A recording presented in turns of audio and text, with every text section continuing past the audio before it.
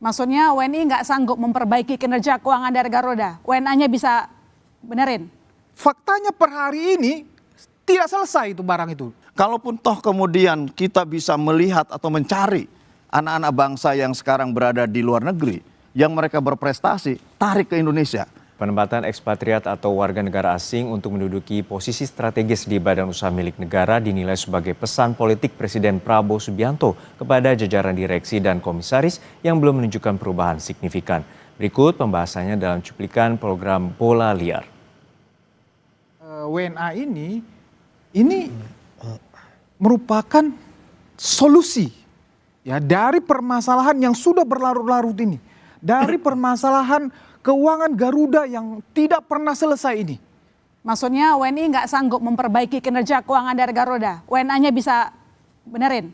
Faktanya per hari ini tidak selesai itu barang itu, Garuda itu. Faktanya hari ini Garuda itu nggak beres-beres.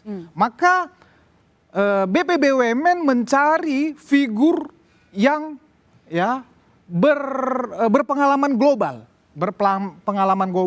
khususnya dalam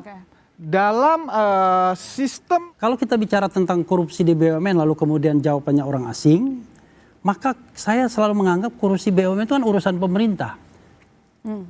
Kekuasaanlah yang menyebabkan BUMN terjadi korupsi di BUMN.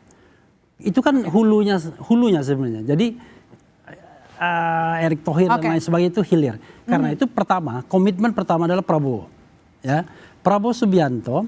Apakah dia bisa membebaskan BUMN dari tunggangan-tunggangan politik? Nah, termasuk Dan korupsi. sebenarnya solusinya juga ada sebenarnya. Tata kelolanya dibenerin, ada law enforcement, ada merit system, itu semua orang udah tahu gitu. Jadi artinya sebenarnya ada cara-cara lain. Dan sebagai pemimpin negara, saya rasa ini kita, Indonesia ini, masyarakat Indonesia itu sedang pada titik bawah. Jadi kita perlu untuk mengangkat kembali ya, anak-anak muda Indonesia yang bertalenta dan juga memiliki nasionalisme atau dia paham tentang national interest tadi untuk membesarkan ekonomi Indonesia untuk dipilih untuk menjadi pemimpin-pemimpin di BUMN. Sekarang ditantang mereka. Loh kalau nggak tercapai ya cari anak bangsa. Bahkan saya pernah mengatakan, kalaupun toh kemudian kita bisa melihat atau mencari anak-anak bangsa yang sekarang berada di luar negeri, yang mereka berprestasi, tarik ke Indonesia. Beri standar gaji yang sesuai dengan mereka mendapatkan di luar negeri. Nggak apa-apa. Yang penting standar moralitasnya tinggi, jauh dari korupsi, tidak masuk dalam ranah politik, dan kemudian dia mampu untuk bisa meningkatkan performanya. Baik. Apalagi peraturannya BUMN. BUMN kan DPR nggak ikut-ikutan. Bagaimana dia diatur sendiri kok.